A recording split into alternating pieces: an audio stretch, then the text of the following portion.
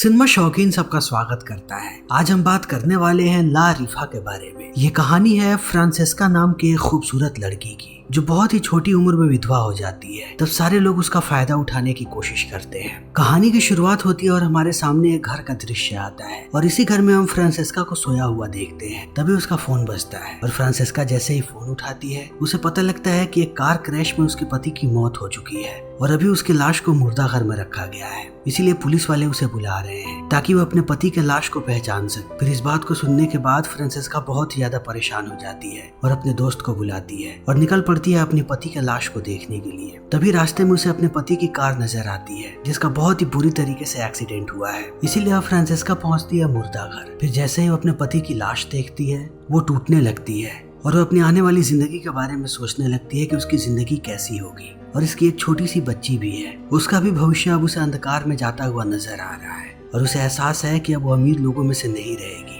क्योंकि अब कमाने वाला उसका घर में कोई नहीं है। इसीलिए अब फ्रांसेस्का बहुत ज्यादा परेशान होने लगती है और अगले दिन इसके पति का अंतिम संस्कार होता है। फिर यहीं पे फ्रांसेस्का को रियलाइज हो जाता है कि अब सारे लोग उसे दूसरे नजरों से देख रहे हैं। सारे मर्दों की गंदी नजर है उस पे क्योंकि फ्रांसेस्का देखने में बहुत ही खूबसूरत है। इसीलिए अब सब उसका फायदा उठाना चाहते हैं। फिर फ्रांसेस्का को अपने पति के सारे अच्छे दोस्तों से डर लगने लगता है क्योंकि अब उन सब की नजरों में हवस भर चुका है और वो सारे लोग दबोचना चाहते हैं फ्रांसेस्का को। इसीलिए उसकी परेशानियां बढ़ने लगती है। लेकिन फ्रांसेस्का की असली परेशानी तब बढ़ती है जब उसे सीजर का कॉल आता है। सीजर इसके पति का लीगल एडवाइजर था और उसके साथ साथ वो फ्रांसेस्का का अच्छा दोस्त भी है। इसीलिए वो उसे ऑफिस बुलाता है और एक के बाद एक बुरी खबरें देना शुरू करता है और बताता है कि उसके पति पे कितना सारा कर्ज था और उसके पति के इंश्योरेंस का कोई भी पैसा नहीं मिलेगा फ्रांसेस्का को क्योंकि उसने बहुत दिनों से अपना प्रीमियम नहीं भरा। इसीलिए इंश्योरेंस कंपनी उसे कोई भी पैसे नहीं देगी और उसने अपने हर एक चीज पे कर्ज उठा रखा है, चाहे वो घर हो या फिर फार्म। इसीलिए बहुत ही जल्द अब सारे लोग उन चीजों को नीलाम कर देंगे और फ्रांसेस्का के पास कुछ भी नहीं बचेगा। फिर इन बातों को सुनने के बाद फ्रांसेस्का और भी ज्यादा टूटने लगती है क्योंकि वो अपने आप को संभाल रही थी। उसे लगता था कि उसका पति इनके लिए इतने पैसे छोड़ गया होगा कि अपनी बची हुई जिंदगी ये लोग आराम से बिता पाएंगे। लेकिन अब फ्रांसेस्का की जिंदगी बहुत ही मुश्किल होने वाली है और उसे समझ में आ जाता है कि उसके पति ने उसके हिस्से में सिर्फ और सिर्फ नाउमीदगी छोड़ी है। तभी हम फ्रांसेस्का के पिता को देखते हैं जिनके पास यहाँ से वापस जाने तक के पैसे नहीं है। वो इसके पति के फ्यूनरल में आए थे लेकिन उनके पास इतने भी पैसे नहीं है कि वो घर वापस जा सके। फिर इन चीजों को देखने के बाद फ्रांसेस्का समझ जाती है कि उसका गुजारा उसके पिता के पास भी नहीं हो सकता। वो अपना 2 वक्त का खाना बहुत ही मुश्किल से जमा कर पा रहे हैं। ऐसे हालत में अपनी बेटी और अपने ग्रैंड डॉटर को कैसे पालेंगे। इसीलिए फ्रांसेस्का उन्हें कुछ पैसे देती है ताकि वो वापसी की टिकट कटवा करके घर वापस जा सके। फिर अब फ्रांसेस्का के पिता भी यहाँ से निकल पड़ते हैं। तब वो जाती है अपने पति के माँ के पास लेकिन वो भी अपने हाथ खड़ी कर लेती है और कहती है कि उसके पास कोई भी पैसा नहीं है। वो ना ही फ्रांसेस्का को सपोर्ट कर पाएगी और ना ही अपने पोती को। फिर इस बात को सुनने के बाद फ्रांसेस्का का दिल टूट जाता है क्योंकि अब उसके सपोर्ट में कोई भी नहीं है। इसीलिए वो घर आकर के और भी ज्यादा निराश हो जाती है। तभी वो अपने नौकर रोजारियो को देखती है जो कई सालों से उसके घर पे काम कर रही है। इसीलिए फ्रांसेस्का को पता है कि अब वो उसकी मजदूरी तक नहीं दे पाएगी। फिर वो रोजारियो को कहती है कि अब तुम्हें भी यहाँ से चले जाना चाहिए। तब रोजारियो कहती है कि मुझे पता है कि आपके हालात क्या है, इसीलिए मुझे आपसे कोई पैसे नहीं चाहिए, मैं बस आपके यहाँ पे काम करना चाहती। फिर वैसे ही काम करना जारी रखती है। लेकिन अब फ्रांसेस्का को घर चलाने के लिए पैसे चाहिए। इसीलिए वो जाती है अपनी एक दोस्त के पास जिसका नाम है क्रिस्टीना। क्रिस्टीना की एक बहुत बड़ी शॉप है। इसीलिए फ्रांसेस्का उससे कहती है कि क्या मुझे यहाँ पे काम मिल सकता है। तब इस बात को सुनने के बाद क्रिस्टीना शॉक रह जाती है क्योंकि कभी फ्रांसेस्का उसकी रेगुलर कस्टमर हुआ करती थी और यहाँ के सारे महंगे कपड़े वही खरीदती थी। लेकिन अब ऐसा वक्त आ चुका है कि उसे यहाँ पे एक मुलाजिम बन के काम करना पड़ेगा। फिर भी क्रिस्टीना उसे काम देने के लिए मान जाती है और फ्रांसेस्का भी काम करने लगती है। लेकिन उसे देख करके लोग हमेशा ही शॉक में रहते हैं। तभी उसके कुछ दोस्त आते हैं यहाँ पे और जब वो फ्रांसेस्का को यहाँ पे देखते हैं तब उन्हें एहसास होता है कि अब फ्रांसेस्का बिल्कुल भी अमीर नहीं रही। इसीलिए वो उसे दोस्ती तोड़ देते हैं और उसे ठीक से बात भी नहीं करते क्योंकि अगर किसी ने इन्हें फ्रांसेस्का के साथ देख लिया तब उनकी रेपुटेशन खराब हो जाएगी। और अब दिन प्रतिदिन फ्रांसेस्का ऐसे जहालत का रोज सामना करती है।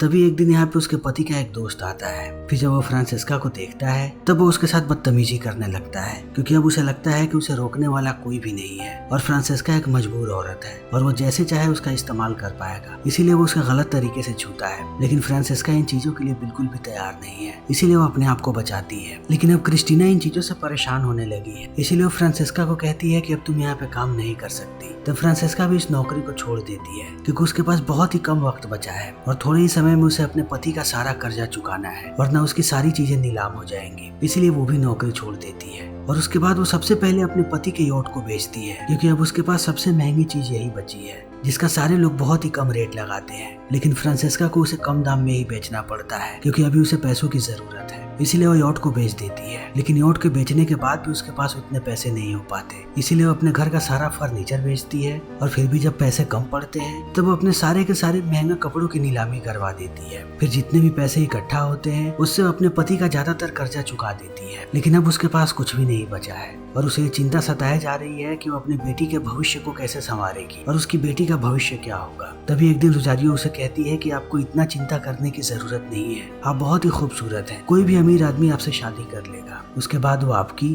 और आपकी बेटी दोनों की देखभाल करेगा। तब इस बात को सुनने के बाद फ्रांसेस्का भी फिर से शादी करने के लिए तैयार हो जाती है। तभी एक दिन उसे एक अमीर आदमी का इनविटेशन आता है डिनर के लिए और फ्रांसेस्का भी डिनर पे जाने के लिए तैयार हो जाती है। लेकिन जब वो उस आदमी से मिलती है तब उसे उसके इरादे पता लगते हैं और उसे ये बात भी पता लगती है कि आदमी पहले से शादीशुदा है और वो अपनी पत्नी को भी छोड़ने को तैयार नहीं है, क्योंकि अगर उसने अपनी पत्नी को छोड़ा तब उसका पॉलिटिकल करियर खराब हो जाएगा। इसीलिए वो फ्रांसेस्का को कहता है कि मैं तुम्हारी मदद करूंगा और तुम्हारी बेटी की भी देखभाल करूंगा, तुम्हें कभी किसी चीज की दिक्कत नहीं होगी, लेकिन जब भी मैं चाहूँ तुम्हें मेरे साथ रहना पड़ेगा। और इतना कहने के बाद वो उसकी खूबसूरती की तारीफ करने लगता है। लेकिन फ्रांसेस्का समझ जाती है कि आदमी उसे अपनी रखेल बनाना चाहता है, इसीलिए वो अपनी चालाकी का इस्तेमाल करती है और यहाँ से निकल जाती है। लेकिन अब एक के बाद एक लोग उसे ऐसे ही डिनर पे बुलाते रहते हैं और फ्रांसेस्का हर बार इसी उम्मीद में जाती है कि कोई उसके सामने शादी का प्रपोजल रखेगा। लेकिन सारे लोगों की नजर सिर्फ और सिर्फ उसके शरीर पे है, कोई भी उसे अपनाना नहीं चाहता। इसी बीच उसे एक आदमी मिलता है जो उपहार के रूप में उसे एक नेकलेस देता है। लेकिन जल्दी ही फ्रांसेस्का को एहसास होता है कि ये नेकलेस नकली है और इस बात को आदमी भी एक्सेप्ट करता है और कहता है कि वो उसे असली उपहार तब देगा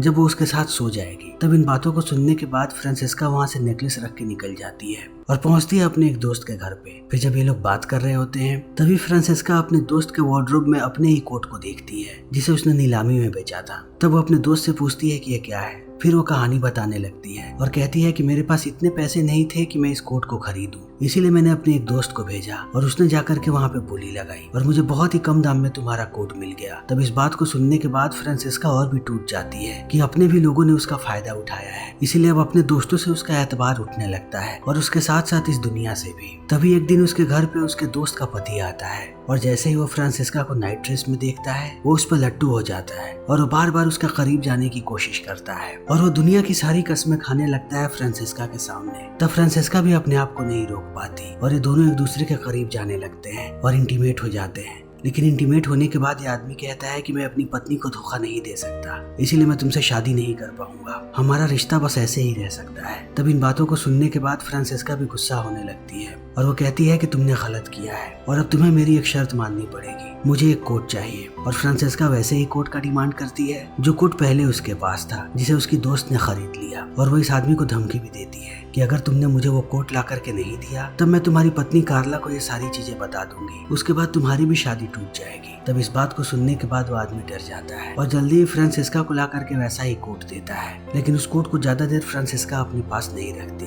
वो दुकान पर उसे लेकर के जाती है और बेच देती है। फिर उससे जितने भी पैसे मिलते हैं उन पैसों की मदद से वो अपनी बेटी की स्कूल की फी भरती है और उसके साथ साथ वो अपने घर का 1 साल का किराया भी भर देती है। और अब धीरे धीरे फ्रांसेस्का सीख रही है कि वो लोगों का कैसे इस्तेमाल करेगी जो भी उसका इस्तेमाल करना चाहता है। और अब जितने भी पैसे कोट के बचे होते हैं वो बचे हुए पैसों से एक सेकेंड हैंड कार भी खरीद लेती है। तभी थोड़ी दिनों के बाद कार्ला को ये बात पता लग जाती है कि उसके पति ने एक कोट खरीद करके दिया हुआ है फ्रांसेस्का और उस कोट को उसने किस्तों पे खरीदा है जिसके किस्तें वो हर एक महीने चुका रहा है। इसीलिए कार्ला बहुत ही ज्यादा गुस्सा हो जाती है और पहुंचती है फ्रांसेस्का के पास और बताती है कि मेरे पति ने तुम्हें एक कोट दी थी और ये बात मुझे पता लग गई है, इसीलिए कोट मुझे अभी के अभी वापस चाहिए। तब फ्रांसेस्का कहती है कि नहीं, मैंने उस कोट को बेच दिया और उसे जितने भी पैसे मिले मैंने उन सारे पैसों को भी खर्च कर दिया। तब इस बात को सुनने के बाद कार्ला और भी ज्यादा गुस्सा हो जाती है और कहती है कि तुम बहुत खुश हो रही हो कि मेरे पति ने चीट किया और वो तुम्हारे पास आया, लेकिन मैं तुम्हें एक सच्चाई बताना चाहती हूँ, तुम्हारा पति भी तुम पे चीट कर रहा था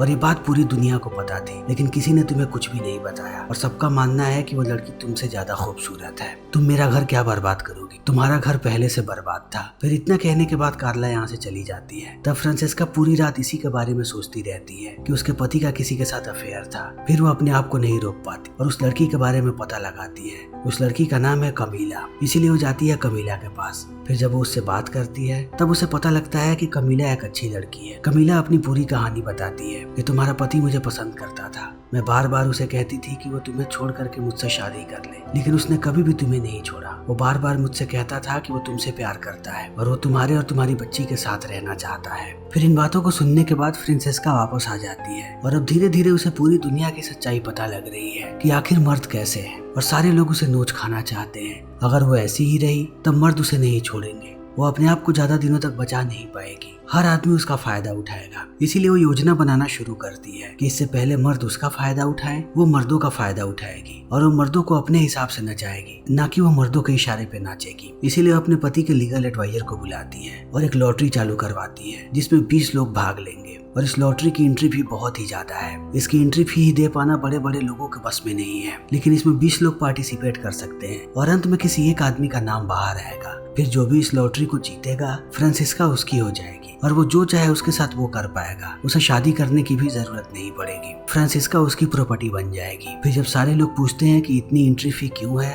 तब ये लोग बताते हैं क्योंकि फ्रांसेस्का जानना चाहती है कि उसके लिए लोग कितने कायल हैं और कौन उससे कितना प्यार करता है और उसे पाने के लिए किस हद तक जा सकता है। इसीलिए सारे लोग इस लॉटरी में भाग लेने लगते हैं और जितने भी लोग इस लॉटरी में भाग लेते हैं उनके नामों को गुप्त रखा जाता है। किसी को भी इस बारे में भनक तक नहीं लगती कि कौन कौन से लोग इस लॉटरी में भाग ले रहे हैं। फिर सारे लोग इसमें भाग लेने लगते हैं और धीरे धीरे फ्रांसेस्का के अकाउंट में पैसे आने लगते हैं, लेकिन ये खबर पूरे शहर में फैल जाती है और जल्दी ये खबर पहुंचती है फ्रांसेस्का के सास के पास। तब वो उसे बुलाती है और कहती है कि तुम हमारी इज्जत को धूल में मिला रही हो, हर जगह तुम्हारे बारे में चर्चा हो रही है, ऐसा कदम उठाने से पहले तुमने हमारे बारे में सोचा भी नहीं। तब इस बात को सुनने के बाद फ्रांसेस्का गुस्सा हो जाती है और कहती है कि जब हम लोग पाई पाई के मोहताज थे और हमारे घर में अनाज तक नहीं था, तब आपने अपनी इज्जत के बारे में नहीं सोचा। आप कभी पूछने भी आई कि हमारे घर पे क्या हो रहा है, मैं कैसे हूँ। इसीलिए आपको ये पूछने का बिल्कुल भी हक नहीं है कि मैं क्या कर रही हूँ और आगे से मैं सुनना भी नहीं चाहती कि आप मेरे फड्डे में टांग अड़ा रही है। और इतना कहने के बाद वो निकल जाती है। तब उसे पता लगता है कि सारी के सारे टिकट सोल्ड आउट हो चुके हैं और अब तक 100 मिलियन यूरो जमा हो चुके हैं। फिर इन चीजों को सुनने के बाद फ्रांसेस्का बहुत खुश होती है, लेकिन जब वो लिस्ट देखती है तब उसे पता लगता है कि इसमें कुछ लोग ऐसे हैं जिनके साथ रहने के बारे में वो सपने में भी नहीं सोच सकती।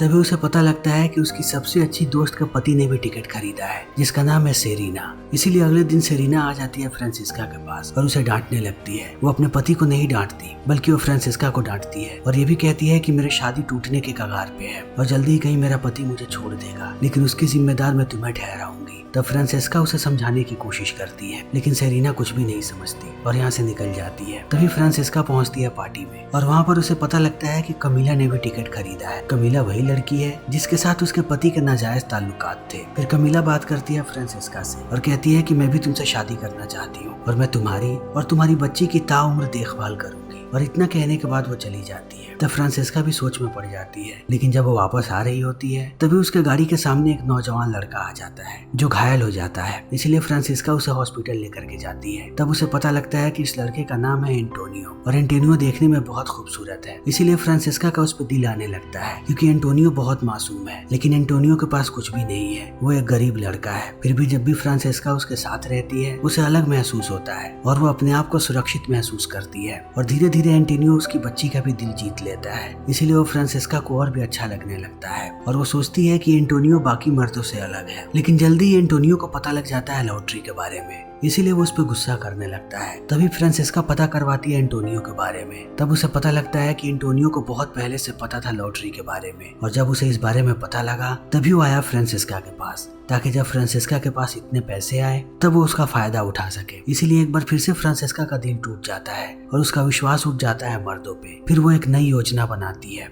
और जल्दी हम एक डिटेक्टिव को देखते हैं जिसे इस लॉटरी के बारे में पता लग जाता है और वो उन 20 के 20 लोगों पे केस करता है कि वो वेश्यावृत्ति के धंधे को बढ़ावा दे रहे हैं। इसीलिए उन सारे लोगों को पेश किया जाता है पुलिस स्टेशन और अंत में बुलाया जाता है फ्रांसेस्का को कि आखिर इन लोगों ने तुम्हें इतने सारे पैसे क्यों दिए हैं। तब फ्रांसेस्का कहती है कि ये सारे लोग मेरे पति के दोस्त हैं और ये मेरी मदद करना चाहते थे, इसीलिए सबने अपना कंट्रीब्यूशन दिया। फिर इस बात को सुनने के बाद डिटेक्टिव भी संतुष्ट हो जाता है और वो सारे के सारे चेक्स दे देता है फ्रांसेस्का को और सारे पैसे चले आते हैं उसके अकाउंट में। और इस चीज को देखने के बाद सारे पार्टिसिपेंट भी खुश हो जाते हैं क्योंकि अगर ये केस आगे बढ़ता तब इन सब का करियर खत्म हो जाता, क्योंकि ये सारे के सारे लोग शहर शहर के सबसे अमीर लोगों में से एक है और सारे लोग राजनीतिक दलों से जुड़े हुए हैं। इसीलिए इनकी ये गलती और इनका पूरा का पूरा भविष्य तबाह हो जाता। इसीलिए अब सारे लोग इस लॉटरी के बारे में भूल जाते हैं और कोई भी फ्रांसिस्का को पाना नहीं चाहता। उनके लिए खुशी की बात यही है कि उनका नाम खराब नहीं हुआ और फ्रांसिस्का सारे पैसों को लेकर के निकल जाती है। और हमें पता लगता है कि ये फ्रांसिस्का का ही मास्टर प्लान था।